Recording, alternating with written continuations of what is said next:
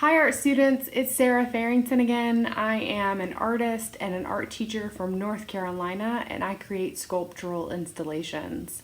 This is the second in a series of studio tours that I made for my students.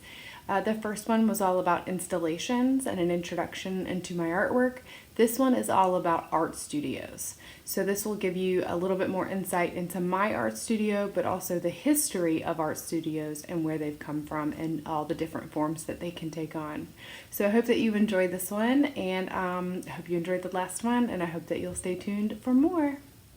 An art studio is where an artist works and creates.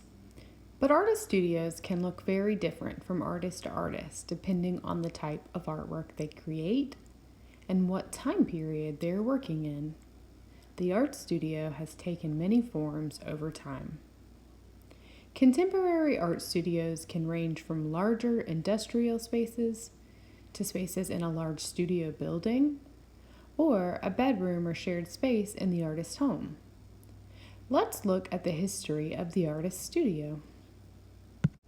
The modern art studio comes from the 15th century bottega, which means workroom, and studiolo, which means study or room for contemplation. The atelier studio model was common through the 17th century. This is where artists would start their careers as apprentices, which means that they were students. They would do common tasks for the artist before being allowed to learn skills like painting or sculpting. Artists' careers were based on their relationships with patrons. Patrons are people who buy or commission artwork from artists. A commission is when a patron asks the artist to create an artwork for them. In 15th century, commissions were normally portraits of the patron or maybe their family. Patrons are who kept artists in business. Presently, the artist studio is not only a place where artists work, but also where people can come to buy artwork. Curators can come to view the work for future exhibitions, and students can learn. This type of artist space started in the 17th century, when art studios became a combination of a bottega and studiolo. Artists were painting still lifes and self-portraits more for their own satisfaction and exploration, while also working on commissions for their patrons. In the late 1800s, industrial production changed the way artists worked. Before, artists had to make their own paints, a difficult and time-consuming task done in their studios. But during the technological revolution, paint was manufactured in aluminum tubes, and easels were built to be lightweight and portable. This innovation meant artists' studios moved outside, in plein air, which means in open air in French. In the 19th century, the 10th Street Studio Building in Manhattan became the first building with multiple art studios built specifically for the needs of artists. Many painters worked in this building, including William Merritt Chase. It became the center of the art world in America during that time because there were so many artists in one place. There are many modern examples of a place like this, where artists have studios in the same building or buildings that are open to the public. In the 1960s in New York City, Andy Warhol's studio practice changed what studio model could look like. He created a production line similar to an automotive assembly line and called it the factory. Warhol's silkscreen artworks allowed him to quickly print images over and over with the help of his workers. Jeff Koons works in a similar style, using workers who specialize in various art skills and techniques. These days, if you're working with Jeff Koons, you're likely to be an unpaid intern, which is similar to the apprentices in a Renaissance bottega. Historically, art studios have been seen as the place where the magic happens, as if artists are magicians. This idea implies that artists don't work. that their talent is given to them and not practiced. But in reality, the studio is a place where artists work. Most of what's happening in the artist studio are everyday boring tasks, like cleaning, organizing, reading, cutting, measuring. It's not glamorous or magic. Some studios and homes have been preserved by the Historic Artists' Homes and Studios Foundation. People visit these homes and studios to find meaning and inspiration in these artists' spaces who are no longer living. These spaces are seen by some as sacred, continuing the idea that artists are somehow magical.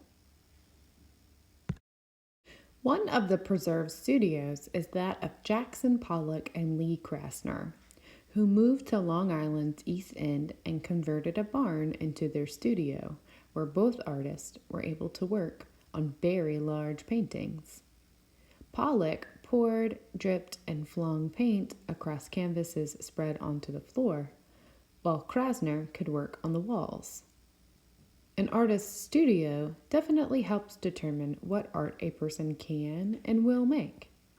Jackson Pollock most likely wouldn't have started his very large drip paintings had he not had the space to create that type of artwork. Robert Smithson was a conceptual artist from the 1960s who tried to urge artists to leave their studios and move into the world. He creates site-specific land art. Remember from last week's video, site-specific means that the artwork is made specifically for a certain place. Artists in this post-studio practice were trying to break the ties between studio, gallery, and art museum. Although there are contemporary artists following the Bottega, atelier, and factory models, as well as artists who need large studio spaces, many artists are working in new media, like digital and computer-based, web-based, 3D printing, sound art, robotics, etc., which can change the type of studio space an artist may need. As for me, I've had many studios over the years. My first workspaces were in my living room or dining room. Eventually, when I had a spare bedroom, I was able to have my own space. When I attended the University of North Carolina, Chapel Hill for my Master's of Fine Arts in 2016, I was able to have my first private studio not in my home. Since graduating from UNC Chapel Hill, I work out of my home again. I have two spaces in my home that I work in. One is a spare bedroom. This is mostly a storage room since it's a pretty small space and my sculptures are large.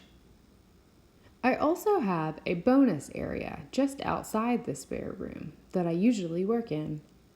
If I need to test out a sculpture or a plan, I usually set it up in this space, like a mini in-studio installation.